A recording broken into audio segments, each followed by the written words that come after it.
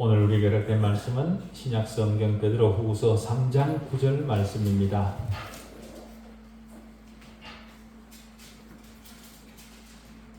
베드로후서 3장 9절 말씀 봉독해 드리겠습니다. 주의 약속은 어떤 이들이 더디다고 생각하는 것 같이 더딘 것이 아니라 오직 주께서는 너희를 대하여 오래 참으사 아무도 멸망하지 아니하고 다 회개하기에 이르기를 원하시느니라. 아멘. 말씀 앞에 다시 불러주신 하나님 아버지 은혜를 감사합니다. 우리는 홀로 자신의 길을 가는 존재가 아니라 말씀에 지배당한 자로 오늘을 사는 자들입니다. 입으로만 이 사실을 고백하는 자들이 아니라 우리 전인이 이 고백을 가진 자로 말씀을 듣게 해주십시오. 내가 하나님을 선택한 것이 아니라 하나님께서 나를 선택해 말씀 앞에 부르셨다는 사실을 확실히 알게 하는 말씀이게 해주십시오. 선택받은 존재가 선택하신 분 앞에 있다는 이 절대적 차이를 인식하게 하는 말씀이게 해주십시오. 하나님은 완전한 유격이시지만 인간은 불완전한 유격임을 말씀을 통해 확인하게 해주십시오.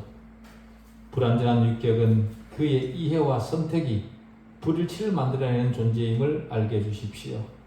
그러므로 말씀 앞에 겸손하게 되는 우리가 되게 해주셨기를 바라올 때에 살아계신 우리 주 예수 그리스도의 이름으로 기도하옵나이다. 아멘. 만일 어떤 사람이 구원받지 못하고 지옥에 간다면 그것은 누구의 잘못일까요? 그 책임이 하나님에게 있을까요? 아니면 그 본인에게 있을까요? 하나님은 세상 모든 사람들을 동시에 구원하실 수도 있습니다. 그럼에도 하나님은 지금도 믿지 않는 자를 회개시키기 위해 수많은 일을 하고 계십니다. 하나님은 믿고 회개하는 자를 죄로부터 구원하시기로 결정하셨습니다. 그래서 믿고 회개하지 않으면 구원해 주시지 않습니다. 모든 사람은 죄 아래 있습니다. 성경에 의하면 죄는 죄이지만 구원받을 수 있는 죄가 있고 구원받을 수 없는 죄가 있다. 그렇게 말합니다. 성경이 말하는 구원받지 못하는 죄, 다시 말해 용서받지 못하는 죄는 믿지 않는 죄입니다. 그 믿지 않는 죄 이외의 다른 모든 죄는 회개하면 용서받을 수 있습니다. 구원받을 수 있습니다. 사람으로 있는 한 완전히 죄가 없는 사람으로 존재하기는 불가능하죠.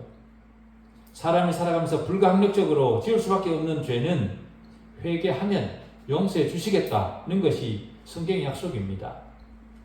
그러나 믿지 않는 죄는 아무리 용서를 구해도 돌이킬 방법이 없다.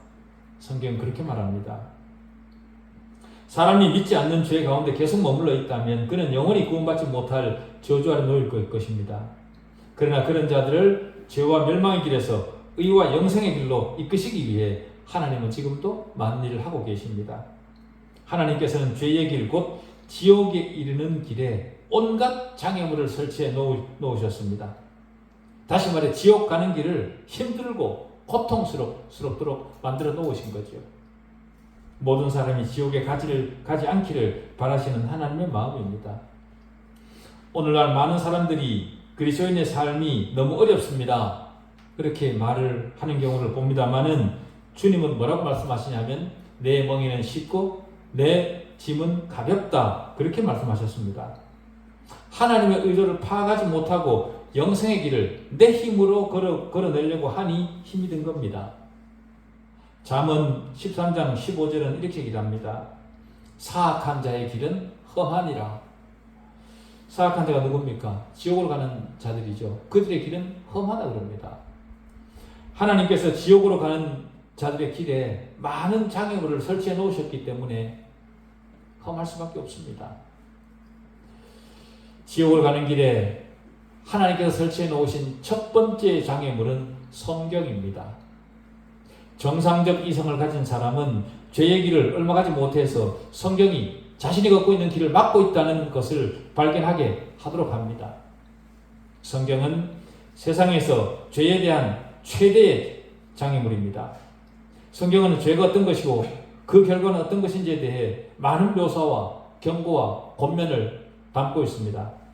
또 성경은 우리에게 의는 어떤 것이고 그것의 아름다움과 보상이 어떠한지도 보여줍니다.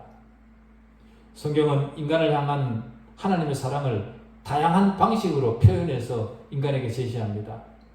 그런 성경이 죄에 대해 가장 큰 장애물로 인류 역사 속에 버티고 있는 겁니다. 그것이 바로 많은 사람들이 성경을 싫어하는 이유입니다. 그들이 죄를 지으려고 하는데 성경이 그들의 죄를 정죄합니다. 그래서 그들의 마음을 불안하게 만들고 그 불안한 마음 때문에 성경을 싫어하는 거죠. 간혹 어떤 사람들은 내가 성경을 싫어하는 이유는 거기에 적혀있는 더러운 이야기 때문이라 그렇게 말하는 사람들도 있지만 그렇게 말하는 자들의 실생활을 들여다보면 그들이 더 더럽습니다. 성경은 죄를 있는 그대로 인간의 죄된 모양을 그대로 생생하게 보여줘서 죄의 결과가 얼마나 끔찍한 것인가를 나타내 보여주기 위해 꾸미지 않고 가감하지 않고 가리지 않고 다 드러내 보여주는 겁니다. 자기가 저질러 놓고 자기 자신을 보고 더럽다 그렇게 말하는 것 같은 거죠. 그들이 성경을 싫어하는 진짜 이유는 더러운 생활을 하는 자신들을 성경이 지적하기 때문이고 그로 말미암아 자신들을 불안하게 하기 때문에 성경을 싫어하는 겁니다. 그런 불안한 마음에 로마서 6장 23절은 이렇게 얘기를 합니다. 죄의 삭은 사망이고 하나님의 은사는 그리스도 예수 우리 주 안에 있는 영생이니라. 그렇게 선언을 하심으로써 죄인들을 돌이킵니다. 죄의 길에 있는 자들에게 아모스 4장 12절은 이렇게 얘기를 합니다. 네 하나님 만나기를 준비하라.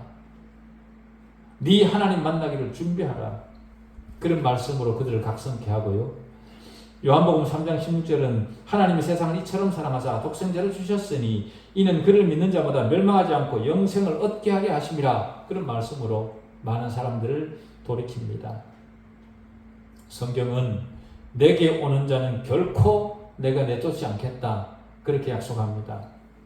하나님께서 생명을 주시기로 작정된 사람이 이런 말씀을 들으면 이 말씀이 그 사람의 가슴에 박혀서 떠나지 않고 그 사람이 지옥으로 가는 길에 장애물 역할을 하게 됩니다. 그가 지옥으로 가는 길에서 돌이킬 때까지 계속해서 그 말씀이 그 마음속에 따라다니도록 만듭니다. 지옥으로 가는 길에 하나님께서 마련해 주신 두 번째 장애물은요, 어머니의 지극한 정성과 삶의 교훈입니다. 그리스도인이 되지 않고 계속 불신자로 남아있는 자들이 더 깊은 죄악 속으로 빠져들고자 노력 아닌 노력을 합니다. 그러나 그들의 어머니는 그의 어긋난 길목마다 버티고 서서 그 마음을 자극합니다.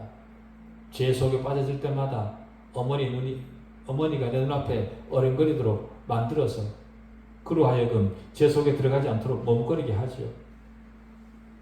때로 사람이 어머니의 그 지극한 정성과 노력을 알아채고 정신을 차리기까지 오랜 시간이 걸릴 수도 있습니다.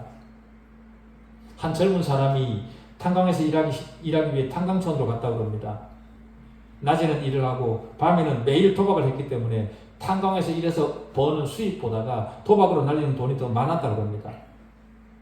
어느 날 밤 그는 도박으로 가지고 있던 돈을 다 잃어버리고 급기야는 회사 공금 일부까지도 유용해서 도박을 했다가 그것마저도 다 잃어버렸다고 합니다. 그래서 자신은 망했다는 사실을 알고 이제 나는 다 끝났구나 그렇게 생각을 하고 그 도박장에서 나와서 자살을 하기 위해 산에 올라가서 나무에 긴 끈을 매달고 생을 마감하려고 끈을 나무에 걸쳤답니다. 자신의 목을 그 끈에 막 매달려는 순간 수년 전에 어머니가 자신에게 하신 말씀이 떠올랐답니다. 얘야, 어려운 일을 당하거든 하나님을 생각해라. 엄마가 하신 그 말씀이 자신의 귀를 때리더랍니다. 달빛이 흐르는 으슥한 산중에서 생을 끝마치는 순간 어머니의 말씀이 살아서 그 그 젊은 사람의 마음을 때린 겁니다. 그래서 그는 그 자리에서 중단하고 무릎을 꿇었다고 합니다. 하나님을 기억하라는 어머니의 당부를 마음에 담고 하나님께 울부짖어 기도했다고 합니다. 그리고 그는 다시 살기로 하고 교회에 찾아가서 복음을 듣고 구원을 받았다는 겁니다. 죄와 파멸의 길을 걷고 있는 아들에게 하나님께서 그 어머니를 사용하신 겁니다. 어머니의 그런 정성뿐만 아니라 지옥을 향해 가고 있는 자식을 위해 하나님께서 마련해 주신 또 다른 장애물은 어머니의 기도입니다.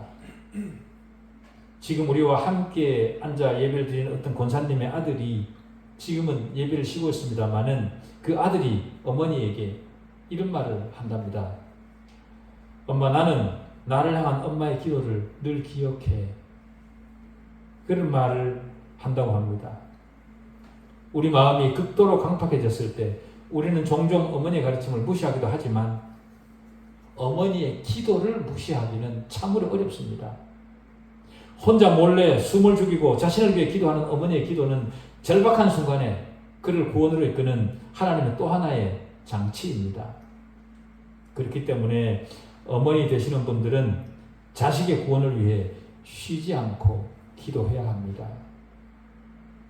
지옥에 이르는 길 위에 하나님이 설치해 두신 또 다른 장애물은 우리가 듣는 바른 설교입니다.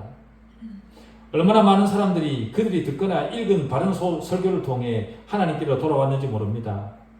때때로 바른 설교는 들은 지 수년 뒤에 그 역사가 나타나기도 합니다. 저는 신학교를 다니는 동안 교회를 개척했는데 그때 알게 된 목사님과 그 목사님 교회에서 매주 그룹 공부를 한 적이 있습니다. 참석자는 한 10여 명 전후였던 것으로 기억을 하는데 그 목사님과 제가 교대로 시작 설교를 했었습니다. 그러던 어떤 주에 마태복음 25장에 나오는 열처녀 비유를 본문으로 제가 설교를 했습니다. 그런데 거기에 모인 무리들 가운데 한 명의 청년이 늘 제 마음에 불편하게 다가오는 그런 청년이 있었습니다. 그 청년을 보면서 제 마음이 불편했던 이유는 저 청년은 아직 구원받지 못했구나 라는 마음이 강하게 들었기 때문에 그렇습니다. 그래서 그날도 열처녀 비유를 통해 설교를 하면서 그 청년이 구원받게 되기를 간절히 바랐습니다. 설교가 끝나고 예수 그리스도를 마음에 믿으라 그렇게 초청을 했을 때 그 청년은 아무런 반응도 없었습니다. 제가 실망을 했죠. 그리고 끝나고 돌아오는 길에 마음이 무겁고 그 청년을 위해서 내가 어떻게 해야 되는가 길을 알지 못해서 차 안에서 오면서 기도를 한 것이 기억이 나기도 합니다. 그 일이 끝나고 난 뒤에도 그 청년을 매주 만났습니다. 그러다가 몇 주가 지났을까 그 청년이 조용히 제게 다가와서 전도사님, 사실 저는 몇 주 전에 전도사님 설교를 들으면서 제가 회심을 했습니다. 제가 그 설교를 들으면서 어떻게 회심하게 됐는지 아세요? 그렇게 제게 말을 건네는 겁니다. 그날 그 설교를 들으면서 그때는 아무런 마음에 감동이 없었답니다. 그런데 그 설교가 자기 마음에 남아서 늘 자기 마음을 따라다니면서 떨쳐버릴 수가 없더랍니다. 그래서 주님이 나에게 이런 마음을 주시는 것은 내가 회심하고 주님을 영접하기를 바라시기 때문에 나를 이렇게 힘들게 하시는구나 라고 생각을 하고 회개하기로 하고 주님 앞에 앉아 회개 기도를 하고 자기 마음에 주님을 내 주인으로 모셔드리겠다 그렇게 영접 기도를 했다는 겁니다. 그 기도를 한 이후에는 마음이 편해지고 자유하게 되었다는 겁니다. 그냥 스쳐 지나가는 것 같지만 어떤 설교는 어떤 사람의 마음에 남아서 그를 놓아주지 않고 그의 마음을 늘 따라다닙니다. 하나님께서 그렇게 하시는 거죠. 왜냐하면 그가 그 설교 속에 들어있는 복음을 믿기를 바라시기 때문에 그렇게 하시는 겁니다. 하나님은 자기 백성을 포기하지 않으십니다. 죽여서라도 데려가십니다. 자기 품속으로. 어떤 기회를 통해서라도 그를 하나님 앞에 돌아오도록 기어이 만드시는 하나님이십니다. 지옥으로 가는 길에 하나님께서 만들어 놓으신 또 다른 장애물은 주일학교 담당 교역자들과 그들의 열심과 가르침입니다. 주일학교에 충성된 교역자는 죽어가는 젊은 영혼들을 구원하기 위한 하나님의 최상의 도구 중 하나입니다. 시카고에 있던 무디의 첫 번째 주일학교에는 다루기 힘든 여자아이들 반이 있었다고 합니다. 그래서 아무도 다루지 못하고 다들 힘들어하는데 그러던 중에 마침 어떤 한 부교역자가 자기가 그 반을 맡아서 잘 지도해보겠다 그렇게 얘기를 하더랍니다. 그래서 믿고 맡겼는데 며칠이 지난 뒤에 어느 날 그 부교역자가 무디를 찾아와서 갑자기 울음을 터뜨리면서 힘들어하더랍니다. 그래서 무디가 무슨 일인가 하고 물었더니 자기가 몸이 안 좋아서 병원에 갔더니 제가 폐결핵에 걸렸기 때문에 지금 당장 폐결핵으로 유명한 캘리포니아 병원으로 찾아가든지 그렇지 않고 죽게 될 거다 그렇게 말을 하더라는 겁니다. 그 말을 하면서 그가 너무도 슬프게 울더랍니다. 그래서 무디가 그의 마음을 달래면서 그게 사실이라고 하더라도 그렇게 슬퍼할 이유는 없지 않냐. 왜 그러냐 하면 당신은 그리스도인이니까 그렇게 말을 하더랍니다. 그랬더니 그 부교역자가 무디에게 그게 아닙니다. 저는 얼마든지 죽을 준비가 되어 있습니다.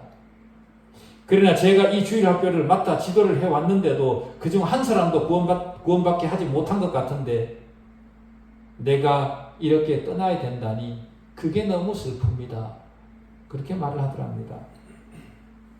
그 말을 들은 무디는 그래요. 그럼 기다리세요.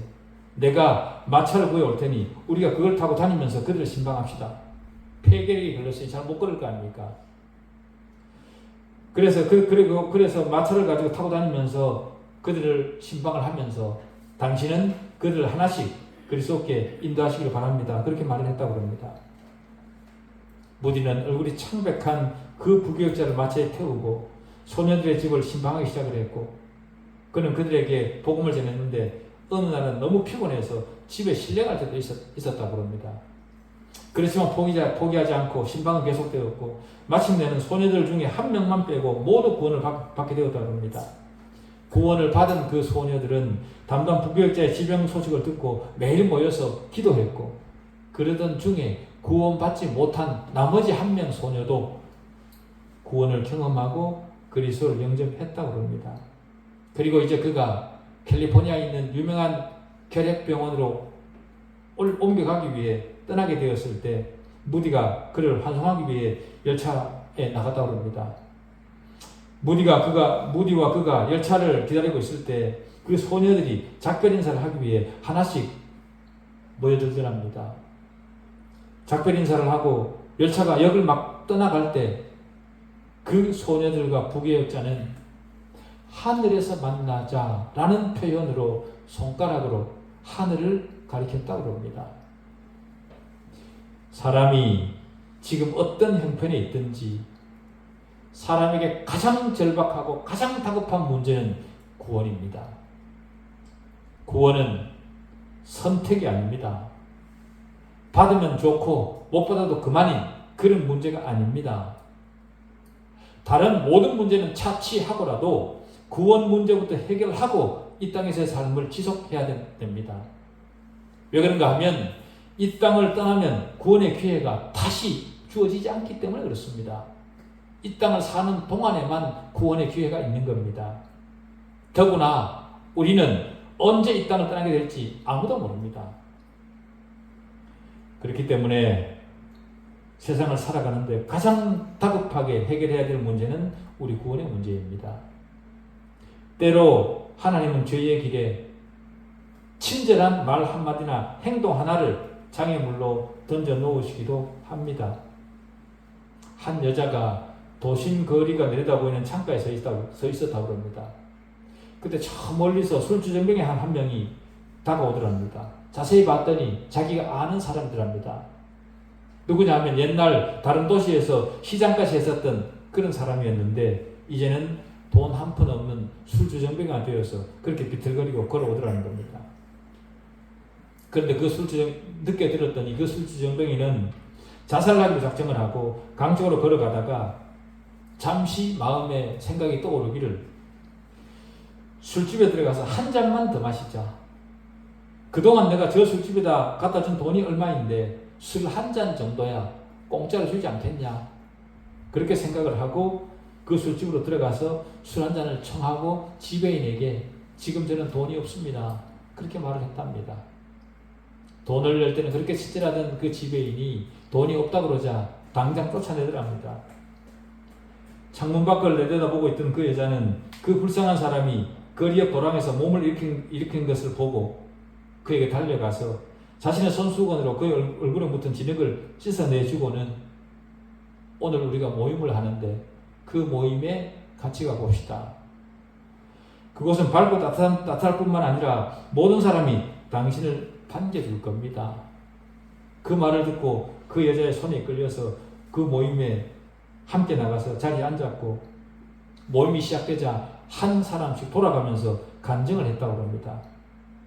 모임이 끝난 뒤에 그 여자가 그 남자에게 가서 그의 영혼에 대해 말해 주었고 복음을 전하고 그랬더니 그 마음에 감동을 받고 구원을 얻게 되었다고 합니다. 그 후에 정신을 차리고 그는 직업을 얻게 되었고 마침내는 어떤 출판사의 중력 자리에까지 올랐다. 그렇게 얘기합니다. 어느 날 그가 자기를 도랑에서 건져준 그 여자를 찾아와서 이렇게 말을 하더랍니다. 당신을 만나고 싶은 제 친구들이 있는데 그 친구들이 지금 저 호텔에 있습니다. 만나 주실 수 있겠습니까? 그렇게 부탁을 하더랍니다. 그래서 그녀가 호텔에 도착하자 아름답게 보이는 한 중년 여성과 사랑스러운 청년이 있더랍니다. 그리고 하는 말이 그 남자가 하는 말이 제 아내와 딸입니다. 아름답고 세련되고 교양 있는 여성들이었다. 그렇게 이 여자는 평을 했는데요. 그 사람은 세상에서 그야말로 지옥 문 앞에까지 내려갔던 그런 사람입니다. 그러나 친절한 여자의 행동과 그리스도께 초청한 한마디 말이 그를 영광의 길 위에 오르게 했던 겁니다. 지옥으로 가는 길에서 내려와서 천국으로 가는 길을 걷도록 그렇게 만들어준 거죠. 우리도 기회가 된다면 그 젊은 여자가 했던 역할을 할 수 있지 않겠습니까? 친절한 행동으로 죄인들이 가는 길을 막고 그 술주정뱅이를 영광의 길로 이끌었던 것처럼 우리 역시 믿지 않는 사람들을 그렇게 돌이켜야 하지 않겠습니까? 겉으로 드러나기를 술주정뱅이지 사실은 믿지 않는 모든 사람이 그 술주정뱅이와 같은 처지입니다. 우리 주변에는 지옥을 향해 가고 있다는 사실조차 인식하지 못하고 지옥을 향해 가고 있는 사람들이 얼마나 많습니까? 그들을 영광의 길로 안내하기 위해서는 나부터 구원에 대한 분명한 답을 가지고 있어야 됩니다. 여러분은 여러분 자신의 구원에 대해 확실한 답을 가지고 있습니까? 하나님께서 죄와 파멸의 길에 놓으신 또 다른 장애물은 성령입니다. 여러분과 저는 어쩌면 성령의 역사를 인식하지도 못한 채 성령을 경험했을 수도 있습니다. 어떤 곳에 참석하게 되었다가 내 자신도 조절하지 못할 이상한 느낌을 받을 수도 있고 전혀 예상치 못한 상태에서 생각지도 못하게 복음을 듣게 될 수도 있습니다. 그리고 아무 일이 없었음에도 알 수 없는 불안감이나 초조함이 나를 엄습할 수도 있고 이대로 이렇게 살아도 되는 것인가? 이렇게 살아가는 것이 맞는 것인가? 그런 생각이 자신을 짓누를 수도 있습니다. 그런 느낌과 생각은 내가 조절해서 생각하거나 하지 않는 것이 아닙니다. 내 의지와 관계없이 떠올라서 나를 힘들게 하는 거죠. 그러면서 전혀 생각하지 않았던 하나님이라는 단어가 생각이 나고 교회가 문 앞에 어린거리기도 합니다.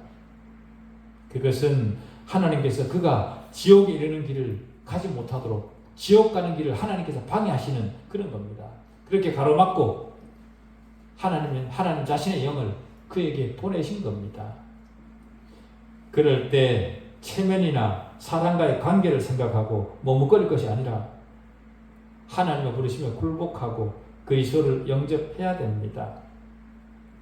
하나님께서는 지옥에 이르는 길을 차단하기 위해 또 다른 장애물을 우리에게 주셨는데 그것은 그리스도의 십자가입니다. 십자가는 하나님의 아들이 달려 죽은 형틀이지만 그 형틀을 바라볼 때 누군가의 가슴에는 이것은 너를 위해 걸머진 십자가이다. 나는 너를 위해 죽었다라는 그런 음성이 들릴 수도 있습니다. 현대는 사람이 지나는 곳곳마다 십자가가 눈에 들어옵니다. 그 많은 십자가를 지나는 동안 아무런 생각도 들지 않을 수 있습니다. 그러나 그 다음 십자가를 만났을 때 불현듯 자신의 귀를 때리는 음성이 들릴 수도 있습니다. 너를 위해 내가 이 십자가에 달려 죽었다. 그 음성이 들릴 수도 있습니다. 제가 아는 지인 한 사람이 대구에 사는데 대구에서 주류 도매상을 했었습니다. 술을 팔아서 열심히 돈을 벌었던 때가 그에게 있었죠. 그런데 그날도 술 박스를 짊어지고 배달을 가는데 갑자기 십자가가 눈에 들어오더랍니다. 그러면서 자신의 생각에 탁 드는 생각이 이런 생각이 들더랍니다. 내가 파는 이 술 때문에 어떤 가정에는 피눈물을 흘릴지도 모른다. 이 술 때문에 내가 수천 명의 목숨을 무덤으로 보냈는지도 모르는데 지금도 계속해서 돈을 벌겠다고 이 짓을 하고 있나? 내가 이렇게 살아서 되겠나? 그런 생각이 들더랍니다. 그래서 그 사람은 바로 새 곳으로 달려가서 폐업신고를 했다고 합니다. 어쩌면 그 사람은 어떤 가정의 신음과 탄식의 대가로 돈을 벌었던 거죠. 다른 사람의 피눈물로 돈을 벌어서 축제를 했던 겁니다. 지구촌 비극 중에 엄청난 비율이 술 때문에 비롯되는 것이 사실입니다. 그래서 그는 당장 폐업신고를 내고 속죄하는 마음으로 교회를 찾아가서 회개를 하고 지금은 그리스도인으로 성실하게 살아가고 있습니다. 가끔 연락을 합니다. 세상에 십자가가 너무 많고 십자가 밑에서 저질러지는 수많은 범죄들 때문에 부끄러울 때도 많이 있지만 또 한편으로 생각하면 십자가가 타락한 죄인들을 돌이키는 엄청난 역할을 하기도 합니다. 그럴 때 그에게 십자가는 그가 지옥으로 가는 길의 방해물입니다. 지옥에 가기 위해서는 십자가를 무시해야 되고 예수 그리스도를 무시해야 지옥에 갈 수 있습니다. 그렇게 해서라도 꼭 지옥을 가겠다 그렇게 원한다면 지옥으로 가야 되겠지만 지옥에서 당할 고통이 견딜만 하지는 않을 겁니다. 십자가를 무시하고 예수 그리스도를 무시하고 지옥에 들어간다면 그에게 무슨 영광이 있겠습니까? 그리스도를 거부하고 계속해서 성령을 거역하는 죄 안에 머물러 있는 것은 갈보리 십자가에서 못 박히신 예수 그리스도를 짓밟는 행위입니다. 하나님께서는 그 오래 참으시는 사랑으로 십자가라는 장애물을 통해 그들이 그리스도 앞으로 돌이키기를 기다리십니다. 하나님께서 기회를 주시는 지금이 마지막 기회일지도 모릅니다.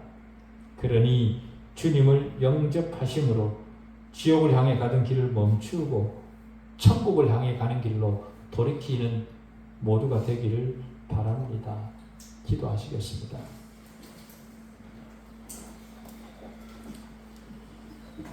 하나님 아버지, 은혜를